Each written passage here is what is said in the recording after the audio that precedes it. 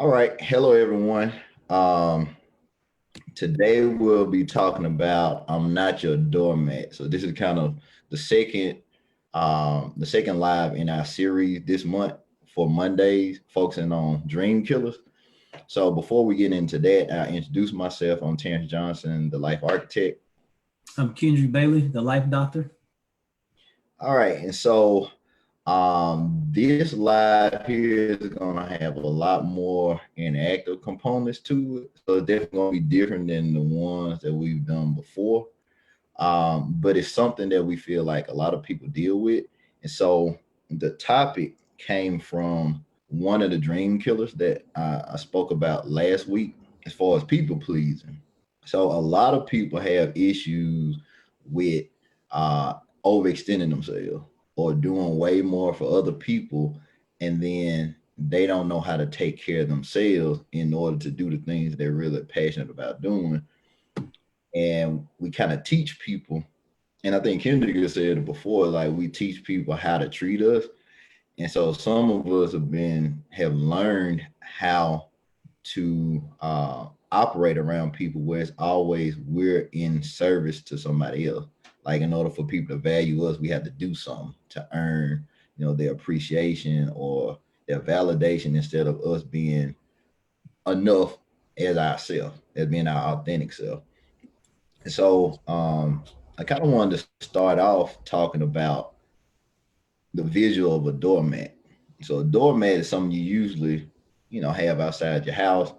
You kind of use the doormat to kind of step or walk across to kind of get into the house. So it's kind of like the thing that kind of is a stopgap for whatever anybody has before entering in somewhere. So like if you got dirt on your shoes or whatever kind of condition you come into, that's kind of what you wipe your feet off on. So that in the context of people, if you're a doormat for other people, that's kind of how people treat you. You're in a position where you're just uh, almost like a stepping stone, or you just some a pass through for people. So like they'll speak to you, they'll do something, or they'll ask you for something, and once that's completed, they move on and don't really have much use for you after that. And that's why the vision for the doormat is real powerful, especially with people pleasing, because that's the position it puts you in. It puts you in a position where you don't have a voice, you don't have an opinion, and you're just doing for other people. So I I let Ken if Kenny had a follow up with that, I let him kind of follow up. Okay. And today, Terrence and I, we're coming from two different locations. He's on Yeah. site on his personal retreat, and I'm in my office. And so when we think of a doormat, I think of a doormat is being of service to someone else. So Terrence talked about cleaning your feet, is getting rid of something or is taking something off of you. And when people, if we allow ourselves to be doormats for other people, we serve as a function for them, but we don't get anything out of it. And Right. so we have to definitely evaluate our relationships and our interaction with people to know if we're being used as a doormat, and if we're serving solely as a purpose for somebody else functions. A lot of people in the workplace may feel like they've been a doormat, because you get overlooked, or you feel underappreciated, and the only time you feel of value is when you do for other people. And Mhm. your value is way more than what you do for other people, is how you look at yourself. And so today we just want to shed light on this conversation. I'm not your doormat, because we want you to see how you look at yourselves, because as Terrence stated earlier, we teach people how to treat us, and how we treat ourselves, allow others to value us or treat us the same way. But if we Mhm. neglect ourselves and we let people run all over us, then we allow those things to happen. Yeah, and one of the things to kind of give more context to it, I looked up the definition for people pleasing. So I'm gonna share my screen. Um, so so people pleaser. It said that a person who has an emotional need to please others, often at the expense of his or her own needs or desires. And so when you're doing that, you're you're pretty much devaluing yourself, but your need to get your own needs met. And a lot of times we're taught from an early age, if we've been in a position where we had to take care of people, that the only way we can get validation or get attention is through doing for other people. And so we're always seeking out to do more and more because we feel that doing for other people, eventually they will reciprocate the same thing that we do for them. And if we're in a position where we're always being in that role, people don't see us as a total person. They only see us as what we can do for them. And then when you start to pull away or to set boundaries, then people react differently towards you because they're like, oh, well, why don't you have time? You used to have time to do this. Or why are you telling me no now? Like, you didn't have a problem with it. And so people will try and guilt you or to manipulate you into doing what you used to do for them. But once you start to be more aware of the impact of your yes, then you don't freely give it out so much. Because if you're a person that like to do for other people, sometimes you agree to things and you don't even know what you're agreeing to. You just always like to be helpful, but that's not beneficial to you all the time. Sometimes you need to say, instead of like a yes or no, it's like, let me think about it. Let me have time to reflect to see if I have time to, so I won't overcommit myself, or maybe I can't spend as much time doing that now because I have some other obligations. And so if I say yes, I won't be able to fully give my all into it, or it might just be something that you really don't want to do. And so you have to be mindful of that and not try and overextend yourself when you don't have to. So I just wanted to share that definition because I thought it was real good. And a lot of our relationships are based on, people pleasing. If we start to, look, at the, roles and, deeper at the context. If if you only, care for me based off what I do for you, and I'm only validated by making you feel good, then that's not healthy in any relationship because my sole existence depends on what someone else thinks of me. And I look at, being a young professional, a lot of times when young professionals come into the workplace, they're so eager and they're so motivated to do good work. Sometimes, employers take advantage of their, ingenuity and their eagerness to do great things and use that to fulfill some of their own personal ideas or to push them harder than maybe they need to. But that person being young and they need to experience, they want to do great things, so they're gonna overextend themselves and look for Mm-hmm. that gratification from their bosses or from their supervisors because they want to be successful. And so I definitely want to, make sure that we understand if this happens in romantic relationships, this happens in families, this happens in the workplace, this happens in church. Anywhere you are and anywhere you go, you can find people that have to need to be a people pleaser or individuals that take advantage of, the people pleasing people. Yeah, I think that was a good point about how you start off because I think we've all started off in entry level positions where we had to do way more and way more was expected of us, and we didn't get any kind of validation for what we were doing, or we just did, you just kept doing stuff in order to try and get validation, Hmm. and you come to a point where you eventually find out that it's really not what you do or don't do. It's really all about the person, and how they take certain things.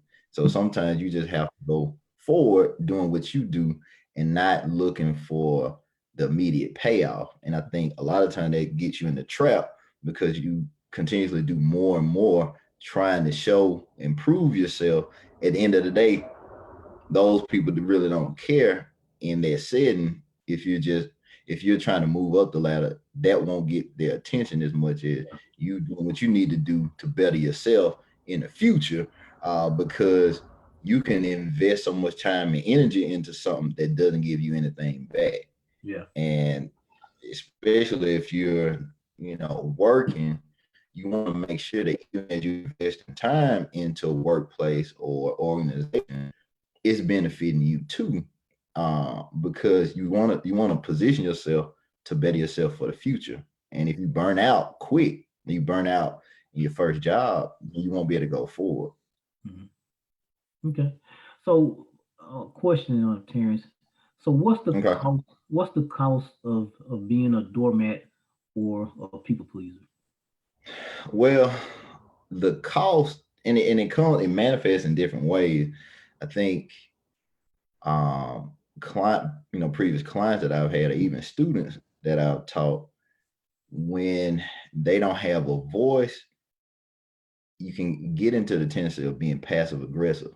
And so sometimes you'll act like things don't bother you, and they do, and you Mhm. don't make comments, or you don't verbalize that, or you try and shy away from difficult conversations because you don't feel comfortable with that conflict, or you just want to still be good in the eyes of others. Or not necessarily good, but you don't want to upset other people.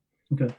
But what I come to find out is that, um, the consequence to you emotionally, um, because a lot of people that are people pleasers, they suppress a lot of their anger.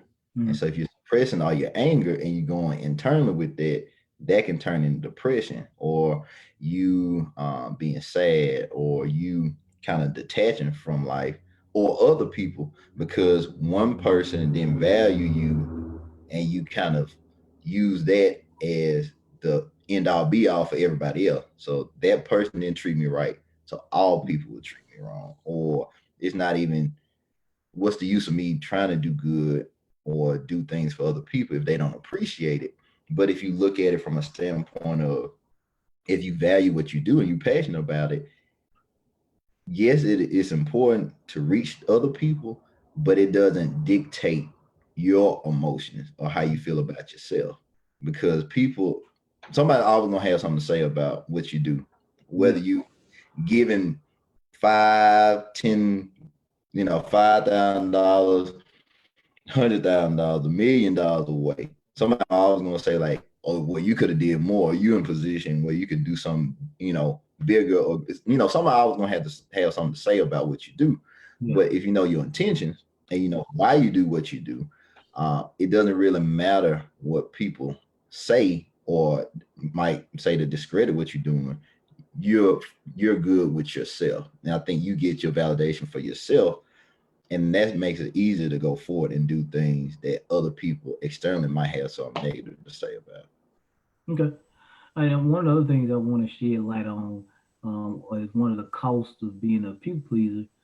Sometimes you miss out on opportunities that take you to your purpose because you're so dependent upon, what other people have to say Mm-hmm. about your value that you look externally to, know your worth or your value. And sometimes you'll miss out on opportunities to grow, professionally, Mm-hmm. to take advantage of career opportunities, but to also, capitalize on relationships, because of, things, that you see. So not, valuing yourself and not, allowing yourself, to be placed in better positions, because sometimes get, distracted by serving in those capacities, of taking care of other people, Mm-hmm. needs first, instead of taking care of your own. And so, like I said, it's a very interesting, topic. I'm not your doormat. We definitely, as always, want, the viewers out there to comment if they've been in situations like this before, and just give us, shed us, a little bit more insight into what it's like if you have been in the role of a people pleaser before. Yeah. And like I said, as we kind of, transitioning with that, or if people do have comments or questions, I did have one kind of um stance that I wanted to kind of put out there, because I think this goes along with being, feeling like you are a doormat and not being one, Mm-hmm. is the difference between caretaking and caregiving. Mm-hmm. And most people think that they're the same, but they're not. Now, I know some people are in the traditional caretaker role where they have a family member, loved one, where they're taken care of, and they're depending on them to make sure their needs are met, things of that nature. Now, Yeah. that's a whole different category of what I'm talking about. Sometimes we fall into that role with people who are well able to handle their own situations, but they pull us into roles. Well, I won't say pull us. We allow ourselves to be pulled into roles where we do for other people and take more responsibility over their own actions than they do. Yeah. And so with that piece, more of a one-sided relationship, because that person is only interacting with you, being around you, only for what you're doing for them, and it's Mm-hmm. not an exchange. It's not anything else they're putting back into that relationship. They're Yeah. always one taking from you, or wanting you to do something, or expecting you to take care of something that they could take care of. Yeah. And so you know if you're in a caretaker role with somebody, if it's kind of like the way you feel after, like after you talk to them, after you have a conversation with them, if you go visit them, and that feeling you have afterwards, like, am I even here? Like, did you even know I was here? It's just kind of like, okay, you hear this needs to be done. Oh, did you do this? And it's always a list of things, Mm-hmm. or it's always predicated on what are you doing, and not your presence. Like, people value you, they value your presence, and not only what you do for them. Yeah. And I think that's uh, a good point, because we get that confused. We get that, oh, if people appreciate what I do, then they value me, and no, that's not true all the time. The people that really truly value you whether you have something or you don't, or if you're doing something directly for them, or maybe you just being there for them. Maybe you just having a conversation with them, and they value and honor that, and they value and honor your time. But caregiving is. Oh, did you want to say something? Well, I was gonna. So I'll make a quick point. We Okay. often look at these in relationships where people may be sick or can't do for themselves, but Right. caretaking can be done in the workplace, but it also can be done in romantic relationships, um, Right. where we take care of people like they're our dependents, and we don't empower them to want to do for themselves. So I Yeah. just wanted to touch on that point real quick because people often just look at caretaking as someone being sick when Mhm. it could be it's many more layers to that. Yeah. No, that's a good point. And the empowerment piece is a great transition into caregiving.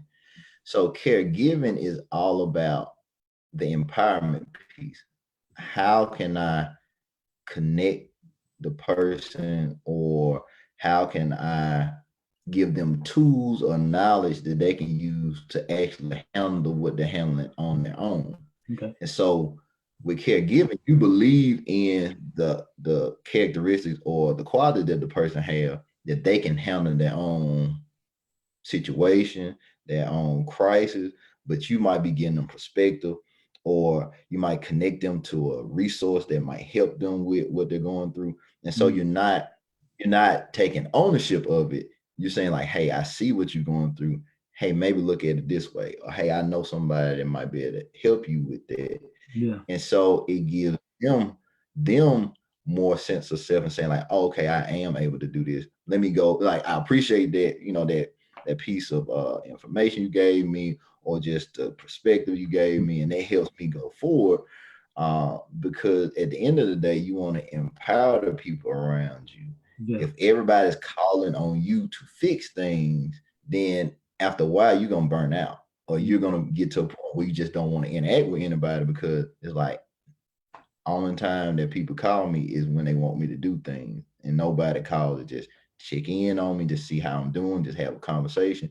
Even just kind of just have a lighthearted, conversation and laugh and joke about something. It's always like, hey, I need a favor, or Yeah. hey, you kind of know the tones and kind of like the introduction from people around you when they want something. It's always like, hey, you busy? Mm-hmm. Did I catch you at a bad time? Like, yeah, you did catch me at a bad time. Like, I already know what you're about to ask, and I'm really not going gonna go forward with it. But Mm-hmm. uh, it's just being mindful of it, because we all have things on our plate, and we always want to make sure that I can't handle what's on your plate if I can't handle what's on mine.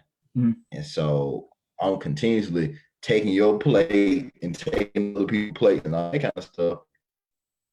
Eventually gonna fall, or I'm burnt out, or just kind of detached because I'm holding too much stuff, or holding too much weight that's not my own. So it's Okay. enough to hold myself up, but if I'm holding multiple other people up too, then I can't move forward. So Okay.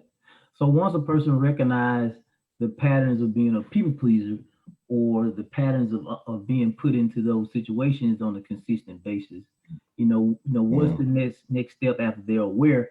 Hey, I'm giving other people my time, and it's saying no to myself, and I'm making other people better, but I'm deficient in the things that I need. What's the next step for them after they're aware? So after they're aware, you have to set up some kind of self-care plan. And it doesn't have to be drawn out to where it's like, okay, every day I'm doing this, this, this. But you have to start to identify things that will help to replenish your energy, Mhm. or to help you recharge. And so whether that's working out, or going for walks, or reading, or getting to a quiet space for a while. Like I said, that's why I'm on self retreat or solo retreat now, to kind of recharge, because if you don't have a chance to just kind of be have some peace and quiet into yourself, Yeah. it's hard to plan and go forward and create certain things that you have that you want to do. And so definitely that is an option. Also, mute, or kind of what you're watching. Watch something that's more peaceful and calm, or it's something that informs you of your next step. If you're trying Mm. to figure out, okay, I feel like it's time for me to move. Well, start, researching, watching, get on YouTube, seeing what types of environments you might want to live in. Start watching videos that have, people that are living there where you want to go, Yeah. or place you want to travel to, or maybe career change. And so you just want to start to inform yourself after you become aware, like, okay, I'm in a bad spot. And then you have to have either a weekly kind of thing that you do every week that keeps you kind of grounded. Like I said, my usually I try and go walk, like do nature walks. That's kind of part of my self-care. And also a lot of music, like meditative type music or instrumental music. That helps kind of settle me down. Also journaling. I've been journaling for years. Like I got like I got all types of journals, and that helps to get thoughts out of my head Okay. and on the paper. And so those are some things. I don't know if that's what you were looking for, but I um No, I just wanted you to give, kind of the viewers, just a different, view, a glimpse of, that stance. So that's why, I asked the question, because once we're aware that things in our lives aren't serving the functions that we thought they should serve, mhm. we have to make the choice: do we continue to stay on those paths, that distract us, or do we choose to do something, different? And the power of choice It's something that I talk a lot about in therapy, just talk a lot about it in groups or just in personal settings and even on here, because we got to understand that at the end of the day, Yeah. we have the choice to do, anything that we want. And so once we recognize something isn't serving us, um, or isn't helping us gain the purpose that we want, we have to choose to, operate and do something different. And so once you do something different, it's about maintaining, a healthy balance of different things. Because if something doesn't nourish you, Hmm. it doesn't, quench your thirst, it doesn't provide some function that helps you be better, then the things that you're surrounded with may not be helpful. They may be more detriment to you than value. And so you definitely have to, look at everything around you, whether it's home environment, whether it's work, whether it's church, whatever groups you were involved in, if they're not helping you to Yeah. be better, then it's doing the opposite. And so we have to, own our own peace in everything in life and, not look externally. So that's why, I kind of wanted you to shed some light on that.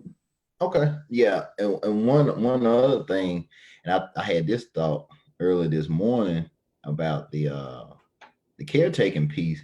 A lot of times we look and say like, oh well, I have these people that I was in their role for, but Mm, sometimes we're using people in the same way that they're using us. yeah. So sometimes we're seeking out people to be caretakers for us too.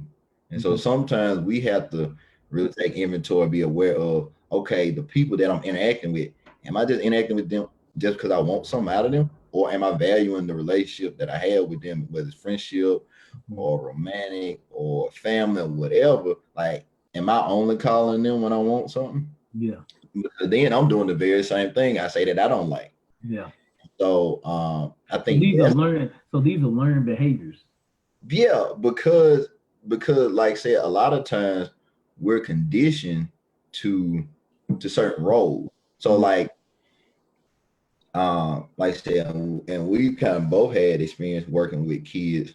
They might be from single parent households, and then they become like the man of the house yeah. at an early age, and so then they're accustomed to taking on more responsibility than Mhm. normal children or typical children. I don't want to say normal children, typical children, and so they kind of plays out in their roles with people as they grow up, and so then you know they're young adults, and it's like it feel like I'm always doing for other people, but it came from a place where they had to kind of take on more responsibilities that weren't supposed to be theirs, Yeah. uh, Yeah. and they kind of help shape and form that. So it definitely comes from a place, and like I said, we've all been guilty of all either we've been caretakers or we've put people in position around us to be caretakers for us. Mm, Uh, but it's giving ourselves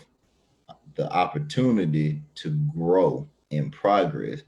And I think because if you just, blame yourself or, kind of guilt yourself for the things that you may have done, not necessarily wrong, but you were operating what you knew.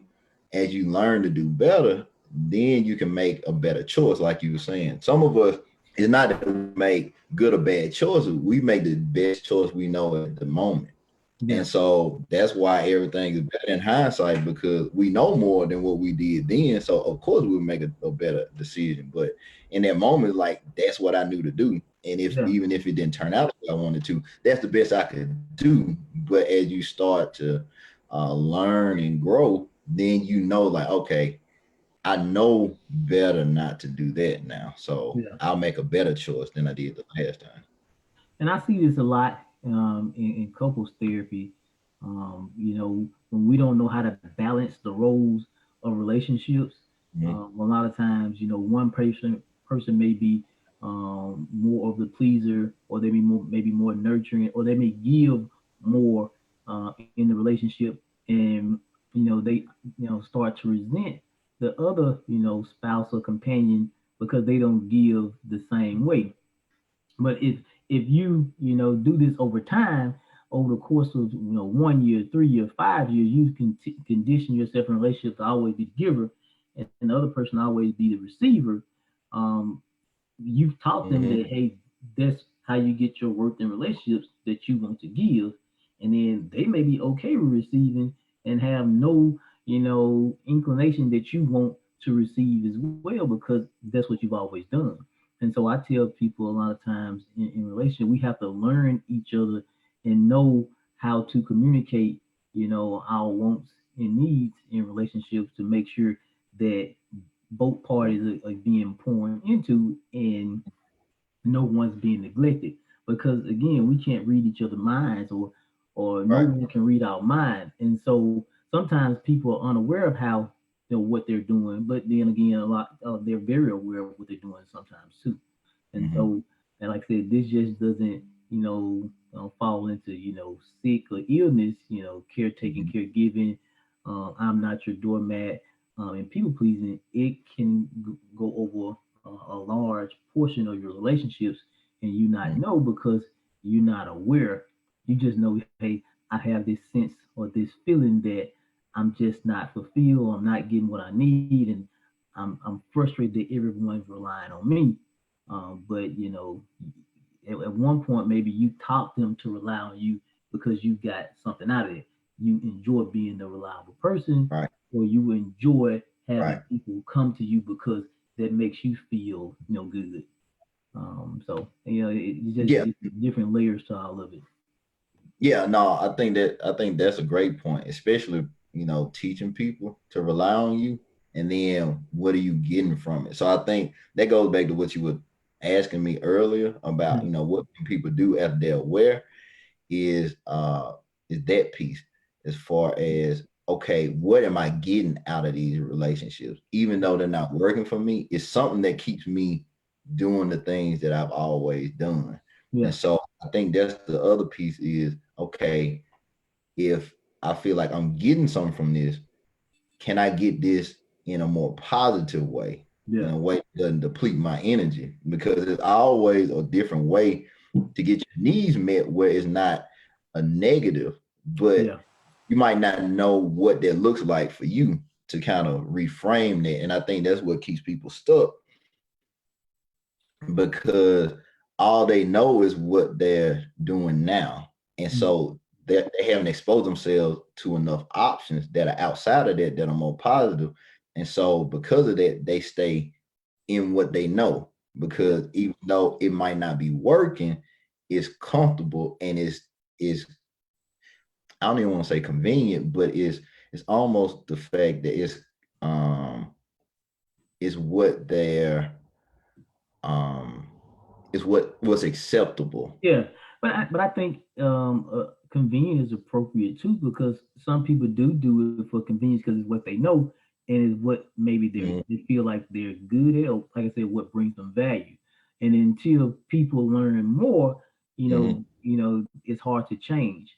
But I think communication is important. So having dialogue around things, and feeling comfortable enough to have the conversation with the people that's in your life. Like I said, in all the different mhm, settings. And I think that's the start to making the positive changes for those individuals, because um, you know it's one thing to be a doormat and mhm. not know it. There's another thing to be a doormat and choose to continue to be one. So Right, right. so Yeah, I you know, think. Oh, go ahead. no, that was it. Okay, but I did want to touch, kind of go back to something that you talked about before about in relationships, and how one person can do more than the other one. Mm, And like you were saying with the communication piece, what people are afraid of, they're afraid of people leaving if they're honest in what they want and need. yeah, And so we tend not to have the more difficult conversation, because it's like, oh, well, they won't accept that, or they won't go for that, or I'm not even gonna bring that up because they're not gonna understand it.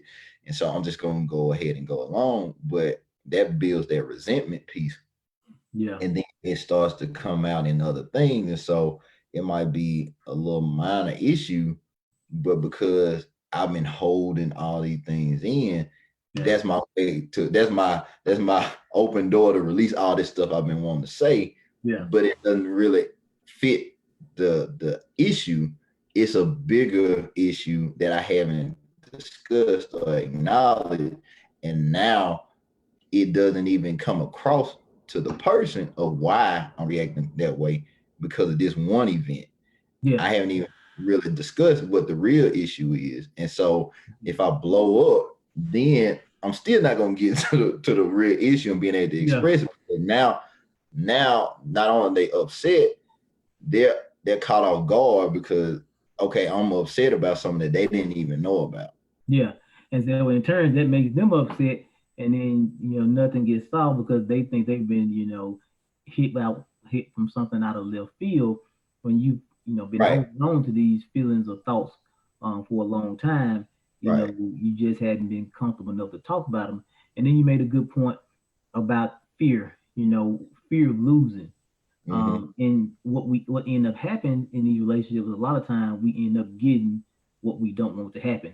So because I choose to please and not talk about my own concerns or values in a relationship over time, that's how you see things 5 years, 10 years down the road. They end because that person wanted to change and they never changed, and then that resentment just spilled over, and then they had these real conversations. Well, I never know you felt this way Right, because you never said anything, and so in turn the relationship ends. And so that's why it's so important to have real conversations and not avoid talking about things in relationships. Whether it's with friends, families, companions, work, or whatever, because mm-hmm. communication is a good thing. But if we don't learn how to communicate appropriately Right, and know that you know during communication, different times you're listening and you're talking, but you're supposed to be receiving the information and processing it and making sure that you have a healthy understanding of what's going on, so y'all on the same page. Because people don't have to always agree, but right, it's important that you understand where people come from. Because right. we don't have the power to change anybody's mind, but we want to be appreciated. We want to be heard. And at the end of the day, you want to be valued. Yeah. Because like at the end of the day, our communication should be to inform people, either our thoughts, our feelings, and not to intentionally harm people. And I think that's the difference. People intentionally want to hurt people Mm, because they feel hurt, but they not informing why. yeah, I think that's what gets lost in translation. And so when you're always trying to, it's like, oh, I'm gonna get somebody a piece of my mind, or I'm really yeah, gonna tell them, but you're not informing them about why you feel that way. And so yeah, then the cycle can continue because you haven't informed them of the real issue. You just let your emotion go forward. And then because you're emotional, now you kind of burn the bridges to actually get to a point where you can actually have a conversation about what you're trying to inform them of and yeah, what you want to address. And I think if people took more time to inform people what's going on with them, it'll make the communication. I'm not saying easier, but you can navigate it better because you know the intent. yeah. You know where they're coming from, and the intent behind the things we do is important. Hmm. Because if we know the intent, we know if it was meant to help or to harm people. Hmm. And so I always have to know the intent behind why we do the things we do. And we have to remove that sense of urgency to always want to protect other people from something. Because Hmm. when we're trying to protect people from something, maybe we're cutting off their ability to learn, but also grow and take ownership of things. Because as we were talking, I was looking, at caretaking and caregiving. And when Hmm. we're raising our kids, we want to have the caregiver approach instead of the caretaking approach, because Hmm. early on they learn that, people, if I do everything for people, it's okay if I take the caretaker approach. But if I empower them and let them make mistakes along the way.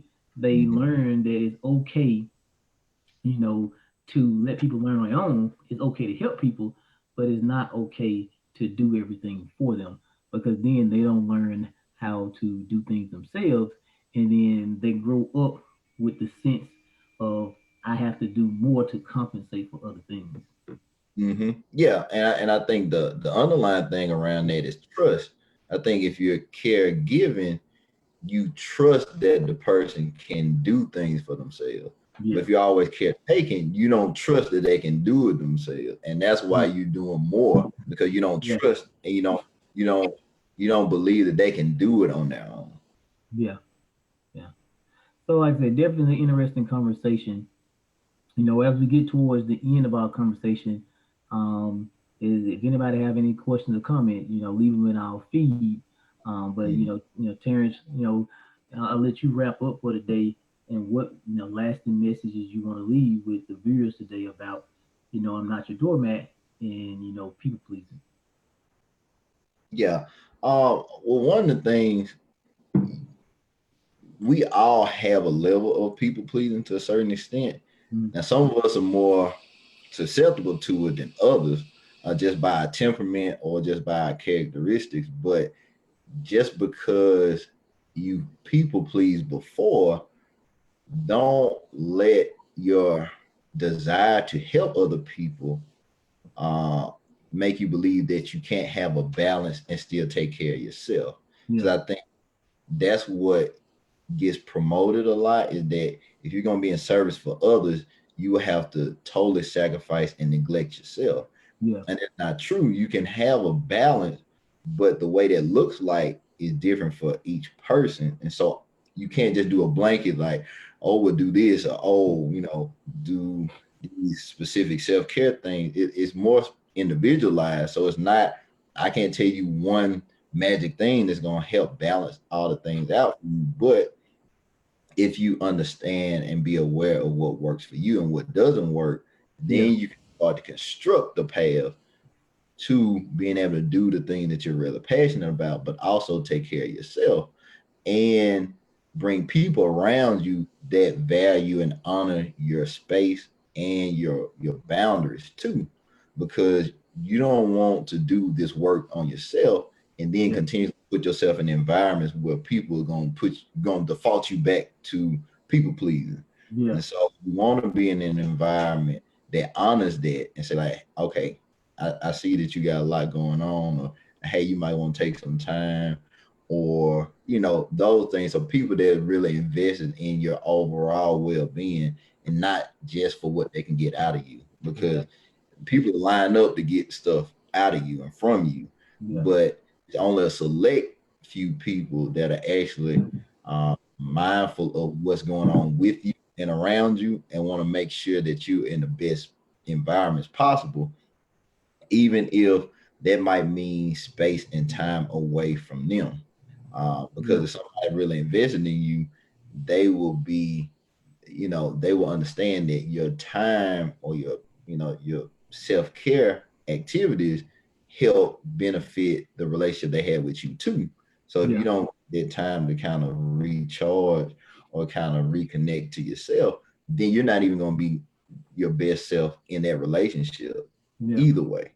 And yeah, so just honoring that piece. But yeah, I like the angle that you brought in as far as the couples or just other ways that people can kind of have that dilemma between caretaking and caregiving, because it really reaches all facets of our life. yeah, And if we start to be more aware of it, we can kind of catch ourselves either when we're doing it for other people or when we're actually doing it to other people and say yeah, like, okay, well, I'm doing too much. I'm not allowing them to kind of figure it out. How can I reframe this to kind of empower them so they won't be dependent on me for a yes or no answer, but they can trust them their own selves about what they should do and what they need to do. And so yeah, I think definitely I think it was an interesting conversation. And hopefully, in the replay, more people will kind of get to see it and interact with it and have comments or share it with other people. Because these are everyday life issues and concerns. Yeah. We don't really talk about them or think about them like this. And I think that's the benefit of doing these lives is getting people involved in conversation that directly impact them, or they can put themselves in that situation like, oh, this is what I'm going through right now. Yeah. And it's not things that kind of go over people's heads. It's accessible. And so yeah. So hopefully if you watched it live, you gain some insight from it or become aware of where you are kind of in the people pleasing uh, area. And hopefully this kind of gives you a viewpoint of things that you could do, things that you can think about differently, or choices or decisions you can make now that you're kind of more informed. And like I said, we will see you next week, because we will every week this week be dealing with um, dream killer type topics. And so we look forward to seeing you on next Monday. And you had anything else, Kendrick? Yeah, and then we'll see them on Thursday at 12 for the next topic that we're going to discuss. And give me 1 second and I'll tell them what that topic is. Okay, okay. And then do mine for next week too, because I don't have mine pulled up. So just All say right, so what. the topic for next Monday is going to be why should I even try? Okay, So next Monday at 12, why should I even try? And then on Thursday, what's my purpose as a man? So okay. we definitely want to, get the men involved and talking about, things because, like I said, men historically, don't talk about well, what's it like, when they're Mm. going through different things, and we definitely want to open that conversation to be a sense of support, but just talk about have real conversations about things that maybe you experienced or things you have experienced at some point in your life. Okay. All right. Well, this brings us to the end of this live. Um, we look forward to seeing you all on Thursday and next Monday. And if you like it and you like the topics that we discuss, or you just like the format, or you just want to know more about what we're doing, definitely keep watching the lives, because we will be sharing more and more information about what we have coming up. And then if um, you want to share this, definitely share with other people, invite other people in, or if you catch it on the replay, share with other people too. So we just appreciate it. We continue to get a lot of feedback and a lot of comments from people, Mhm. and how it's been beneficial to them. So we appreciate that. Because it's a lot of stuff you can do with your time every day, and your time on Facebook as you scrolling. So if you stop and watch or interact or share or like anything that we're doing, we appreciate it, because you don't have to do it. Mhm. And then And just remember, um, our Facebook lives eventually, they're gonna turn into our podcast. And right. so, like I said, we're really just growing our audience now. So when we release the podcast, we definitely have people that are interested in listening. Yeah. So and I just wanted to throw that in because it is Yeah, a you threw it in. it is a method to our madness. Yeah, yeah, we're yeah. not we're not going live on Facebook for the rest of our lives, but No. the podcast will be coming soon, and Yeah. so definitely look out for them and look out for the things that our progress is going to be doing in the communities and going to be doing for you. Again, thank you, and we'll see you on Thursday. All right.